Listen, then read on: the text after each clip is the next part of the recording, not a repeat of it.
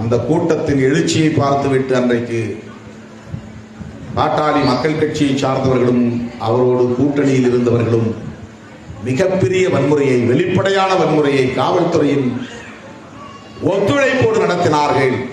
தேர்தல் நடக்கிறதா, வன்முறை வெறியாட்டம் நடக்கிறதா என்று வித்தியாசம் பார்க்க முடியாத அளவுக்கு திரும்புகிற திசையெல்லாம் தீப்பிடித்து எரிகிறது. குடிசைகள் கொளுத்தப்படுகின்றன. வாக்களிக்க போகிற மக்கள் எல்லாம் தாக்கப்படுகிறார்கள். இளைஞர்கள் வெட்டப்படுகிறார்கள். விரல் போய்விட்டது. கெண்டைக்காலை வெட்டிவிட்டார்கள். கணுக்கை மணிக்கட்டு வெட்டிவிட்டார்கள். தலையில் காயம், முகத்தில் காயம். நூற்றுக்கணக்கான இளைஞர்கள் காயப்பட்டார்கள்.